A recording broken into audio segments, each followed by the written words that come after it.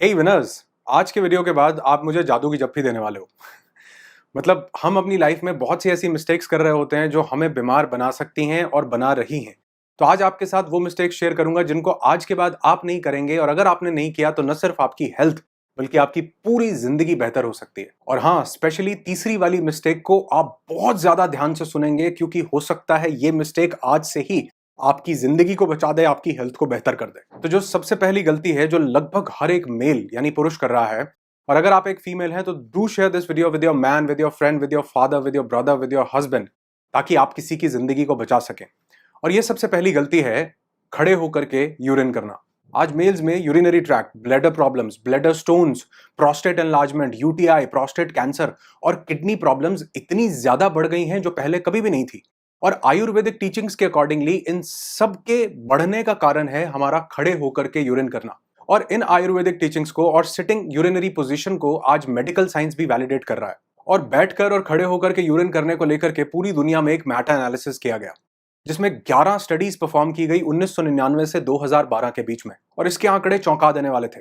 उन्होंने देखा कि जो लोग बैठ करके यूरिन पास करते हैं उनके अंदर पोस्ट वॉइड रेजिडुअल वॉल्यूम, यानी कि अंदर जो ब्लैडर के अंदर जो यूरिन बच जाता है वो बहुत ही ना के बराबर था। ब्लैडर कंप्लीटली एम्प्टी हो रहा था एज कंपेयर टू वो लोग जो खड़े होकर के यूरिन पास कर रहे थे। और ऐसा देखा गया कि बैठकर स्क्वाटिंग पोजीशन में यूरिन करने से वो जो लोअर एब्डोमेन मसल्स थे वो ज्यादा रिलैक्स्ड होते थे ब्लैडर को एम्प्टी करने के लिए। और रिसर्च में देखा गया कि अगर यही ब्लैडर पूरी तरह से एम्प्टी ना हो, जिसको यूरिनरी रिटेंशन बोलते हैं, तो वो यूरिन जो अंदर रह जाता है ब्लैडर के अंदर, वो ब्लैडर पूरी तरह से एम्प्टी नहीं हो रहा, तो वो कहीं ना कहीं हमारी किडनीज के ऊपर प्रेशर डाल रहा है, जिससे किडनीज का इन्फेक्शन, किडनीज में स्टोन और किडनी फेलियर तक की प्रॉब्लम भी आ सकती है। और एक्सपर्ट्स ये कहते हैं कि जो हमारा यूरिन है वो हमारी बॉडी में जो वाटर होता है उसमें जब हमारी किडनीज जो प्यूरिफिकेशन का काम कर रही हैं, हमारे ब्लड से वेस्ट निकाल करके वो उस वाटर में मिक्स करके वो हमारी बॉडी से बाहर निकाल देती हैं। और उनमें से एक वेस्ट प्रोडक्ट होता है यूरिया। और अगर हमारी बॉडी में ये यूरिन का कुछ पार्ट रह जाता है ब्लैडर के अंदर, तो वो जो यूरिया इकट्ठा होना शुरू करता है वो साथ में जुड़ करके उसके क्रिस्टल्स फॉर्म होने शुरू हो जाते हैं। और यही क्रिस्टल्स ओवर द टाइम इकट्ठे होकर के ब्लैडर के स्टोन के रूप में सामने आते हैं। और रिसर्च में ये देखा गया कि यही जो स्टैंडिंग पोजीशन से यूरिन करना है, यही चीज आज बहुत से लोगों में सेक्सुअल लाइफ उनकी डिस्टर्ब करने का सबसे बड़ा कारण है। जो ईडी की प्रॉब्लम इतनी ज्यादा बढ़ती जा रही है उसका सबसे बड़ा कारण भी यही है। तो ये सब मैंने आपको इसलिए बताया ताकि आप ये समझ पाएं कि न सिर्फ हमारा आयुर्वेद बल्कि हमारी मॉडर्न साइंस भी ये रिकमेंड करती है कि कभी भी हमको स्टैंडिंग पोजीशन में यूरिन नहीं पास करना चाहिए। अगर बहुत ज्यादा इमरजेंसी हो तो ही आप इसको ऐसा करें, और मोस्ट ऑफ द टाइम्स जब आप घर पर या ऑफिस पर होते हैं तो सिटिंग पोजीशन में ही उस यूरिन को पास करें। इनफैक्ट आज तो स्टडीज ये भी बता रही हैं कि वो इंडियन टॉयलेट जिसको असभ्य बता दिया गया था अंग्रेजों के द्वारा और वेस्टर्न टॉयलेट को यहां पर इंट्रोड्यूस कर दिया गया था, बताया जाता है कि उससे भी हमारे बॉडी का वो जो इंटरनल ऑर्गन जो यूरिन और स्टूल पास करने के लिए बना है, उनकी शेप के लिए वो बिल्कुल भी सही नहीं है। वो तब अपनी एग्जैक्ट शेप में आ पाते हैं जब हम बिल्कुल जमीन पर बैठ करके स्क्वाटिंग पोजीशन में यूरिन और स्टूल पास करते हैं, जिससे हमारी ब्लैडर और हमारा जो वेस्ट मटेरियल है बॉडी से निकलने का वो बहुत इजीली पास आउट हो जाता है। तो इस इंफॉर्मेशन को अपने तक नहीं रखना, हर एक लव्ड वन के साथ शेयर कीजिए, क्योंकि आज ये जो प्रोस्टेट की प्रॉब्लम्स इतनी बढ़ रही है, प्रोस्टेट कैंसर बहुत बढ़ रहा है। एज के साथ प्रोस्टेट एनलार्जमेंट होता है लेकिन वो बहुत जल्दी जल्दी लोगों में सामने आ रहा है। ब्लैडर की प्रॉब्लम्स, किडनी की प्रॉब्लम्स इतनी बढ़ रही हैं, उसका एक मेजर इशू ये है जिसको कभी भी एड्रेस नहीं किया जा रहा। और बैठ करके यूरिन करने को असभ्य बता दिया जाता है, जिससे कि लोग, आज हम भी उस मॉडर्नाइजेशन के चक्कर में हम भी उस चीज को भूल गए हैं कि हमारे एंसेस्टर्स सदियों से इस सिटिंग पोजीशन में खाना और खाने को निकालने की प्रक्रिया को करते आए थे। और छोटे मोटे कुछ और बेनिफिट्स भी मिलते हैं, जैसे कि आप कहीं निशाना साधना नहीं पड़ता, उससे कोई अनहाइजीनिक एक्टिविटी यानी कि वो यूरिन कहीं स्पिल होकर के कोई, क्योंकि अगर वो स्पिल होता है तो वो बैक्टीरियल इन्फेक्शंस जगह जगह पर क्रिएट कर सकता है, बैड बैक्टीरियाज क्रिएट कर सकता है, बैड ऑर्डर स्मेल क्रिएट कर सकता है, जो कि बाकी फैमिली मेंबर्स या लोगों के लिए भी एक अनहाइजीनिक चीज हो सकती है। और हाँ, लास्ट में एक और जरूरी बात आपको बता दूं कि यूरिन पास करने के साथ कुछ ये चीजें आपको बिल्कुल नहीं करनी चाहिए। जैसे कभी भी नोज ब्लो नहीं करना चाहिए यूरिन करते हुए, जैसे कभी भी छींकना नहीं चाहिए यूरिन पास करते हुए, बात नहीं करनी चाहिए यूरिन पास करते हुए, और लास्ट, कभी भी यूरिन पास करते हुए बॉडी की ज्यादा मूवमेंट को नहीं करना चाहिए। अकॉर्डिंग टू आयुर्वेदा हमारी बॉडी में 5 तरह की वायु होती है: प्राण, समान, उदान, अपान, व्यान।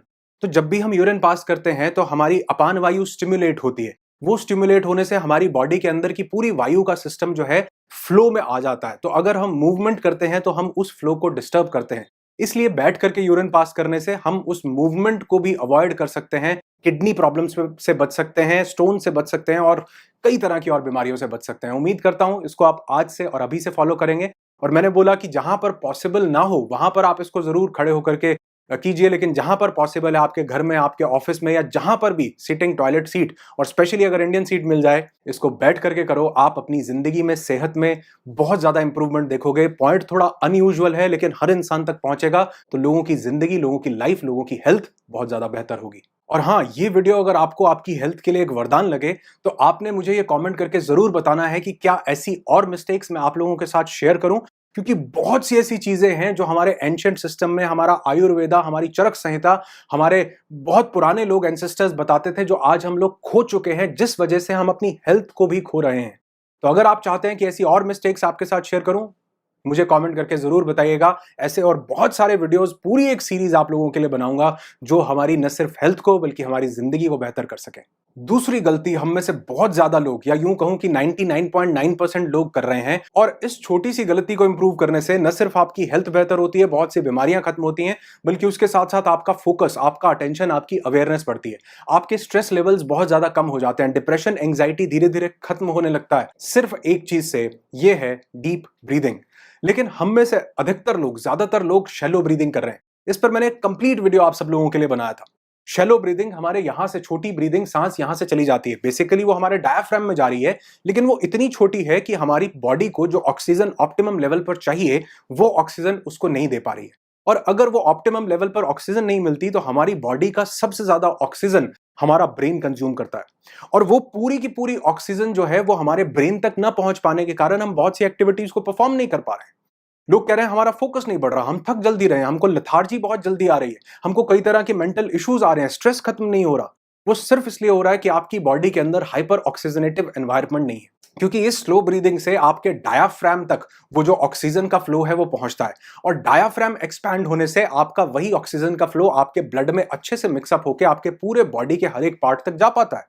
अगर बॉडी के किसी ऑर्गन में कोई डिजीज भी है, कोई दिक्कत भी आ रही है, तो भी वहां पर अगर हाइपर ऑक्सीजनेटिव एनवायरनमेंट उस पार्ट को मिले तो वो धीरे धीरे ठीक होने लगता है, क्योंकि ऑक्सीजन सिर्फ ये ऑक्सीजन नहीं है, बल्कि ये प्राण वायु है जो आपकी प्राण शक्ति को भी बढ़ाती है। इसकी एक छोटी सी प्रैक्टिस, और इसके लिए आपका एक भी रुपया नहीं लगेगा, 10 मिनट भी नहीं लगेंगे। अगर आप कोशिश करें इसको 30 सेकंड्स या 1 मिनट से शुरू करके, तो अमेजिंग चमत्कार आप अपनी जिंदगी में देख सकते हैं। और ऐसा भी कहा जाता है कि हमको जिंदगी नहीं मिली, हमको जीने के लिए साल नहीं मिले, बल्कि सांसें मिली हैं। तो अगर हम अपनी सांसों को गहरा करते हैं, अगर हम 1 मिनट के अंदर कम से कम सांसें लेने की कोशिश करते हैं, कॉन्शियसली इस प्रक्रिया को करते हैं, और धीरे धीरे ये हमारे सबकॉन्शियस माइंड में अगर बैठ जाए, तो आप देखेंगे कि न सिर्फ हमारी उम्र लंबी होगी, बल्कि हमारी एजिंग का प्रोसेस भी रुक जाएगा।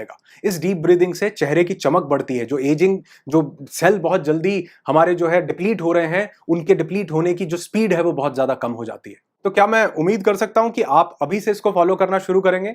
अगर करेंगे तो मुझे कमेंट करके जरूर बताइए, और लोगों के साथ भी ये चीजें शेयर कीजिए जो हमारी एंशिएंट विजडम है, जो कहीं ना कहीं हमारी हेल्थ के लिए, हमारी जिंदगी के लिए एक बहुत बड़ी प्राणदायक शक्ति के रूप में सामने आ सकती है, अगर हमने इन सब चीजों को ढंग से, तरीके से फॉलो किया तो। अब तीसरी वो गलती जो ज्यादातर लोग कर रहे हैं, और इसी गलती की वजह से वो बहुत सी बीमारियों को अपनी जिंदगी में इनवाइट कर रहे हैं। जब भी हम रात को सोते हैं तो सोने के लिए हम 3 तरह की पोजीशंस ले सकते हैं। पहली, साइड पर, लेफ्ट करवट लेकर या राइट करवट लेकर। दूसरी है अपने पीठ के बल, यानी सीधे लेटकर सोना। और तीसरी है उल्टे होकर, यानी अपनी चेस्ट और पेट के बल सोना। अब इसमें जो हमारी सबसे बेहतरीन पोजीशन है, जो हमको हजारों बीमारियों से बचा सकती है, हमारी बॉडी को हेल्दी कर सकती है, वो पोजीशन है लेफ्ट साइड पर करवट लेकर के सोना।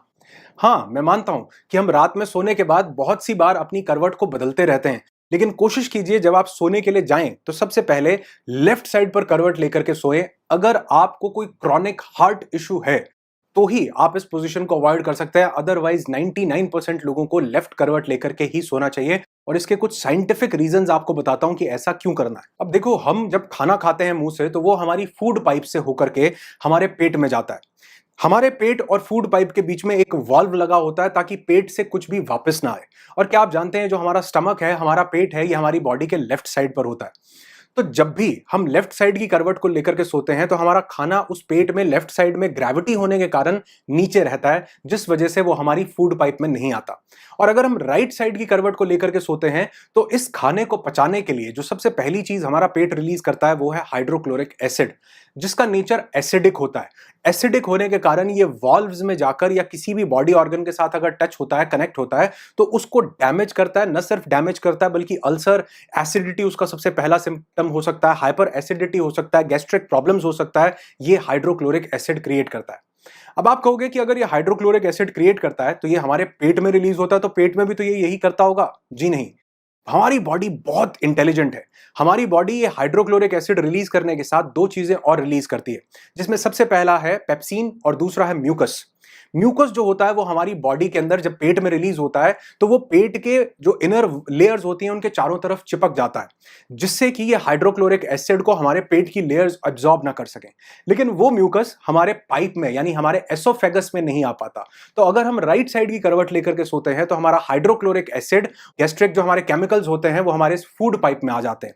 तो कोशिश कीजिए अगर आप लेफ्ट साइड की करवट लेकर के सोएं रात को, पहले तो खाना बहुत टाइम से खा लो, और अगर आप लेट खाते हैं तो भी लेफ्ट साइड की करवट को लेकर के सोएं, ताकि ग्रेविटेशनल फोर्स के कारण आपका पेट लेफ्ट साइड में होने के कारण वो खाना नीचे ही रहे, आपकी फूड पाइप से, एसोफेगस से होकर के यहां पर ना आए और वो किसी तरह की गैस या एसिडिटी को क्रिएट ना करे। दूसरा, हमारा जो हार्ट है इसकी कुछ आर्टरीज लेफ्ट साइड पर होती हैं जो कि हमारी लोअर बॉडी को ब्लड सप्लाई करने का काम करती हैं। तो अगर हम राइट साइड की करवट लेकर के सोते हैं तो वो आर्टरीज अपना पूरा काम नहीं कर पाती, जिस वजह से वो ब्लड पूरी बॉडी में फ्लो नहीं हो पाता। और यही कारण होता है बहुत से लोगों को रात को सोते हुए नमनेस यानी कि वो सुन्न होने की जो प्रॉब्लम है वो धीरे धीरे बढ़ती जाती है। बहुत से लोगों के लिए ये पैरालिटिक कंडीशन क्रिएट करने का भी कारण बनता है।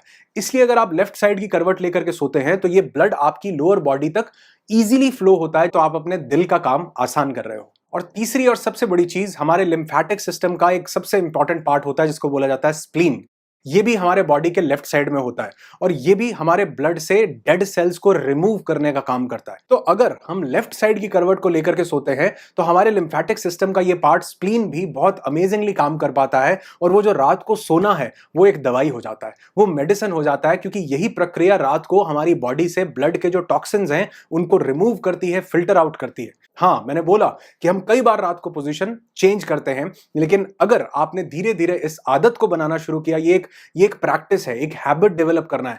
बहुत से लोग अपने पेट और चेस्ट के बल सोते हैं, जो कि और भी ज्यादा खतरनाक है, जिससे कि हमारा पूरा इंटरनल ऑर्गन्स पे प्रेशर पड़ता है, हमारी बॉडी का सिस्टम बिगड़ जाता है, हमारी स्पाइनल कॉर्ड जो है उसका सिस्टम बिगड़ जाता है, वो एक स्ट्रेट पोजीशन में नहीं रहती। उल्टा सोने से हमारी गर्दन लेफ्ट या राइट साइड में टर्न हो जाती है, जिससे सर्वाइकल होने के चांसेस बहुत ज्यादा बढ़ जाते हैं और बहुत से लोगों को फटीग, थकान महसूस ही इस कारण से होती है। लेकिन सबसे अच्छी पोजीशन जो मानी जाती है वो है लेफ्ट साइड पर सोना। अगर आप कोई भी मेजर हार्ट कंडीशन को फॉलो नहीं कर रहे तो आपकी जिंदगी के लिए वरदान हो सकता है, और अगर आप हार्ट की कोई मेजर कंडीशन फॉलो कर मतलब आपकी लाइफ में है तो आपको अपने डॉक्टर से जरूर कंसल्ट करना चाहिए और पूछना चाहिए कि क्या मैं इस पोजीशन में सो सकता हूं कि नहीं।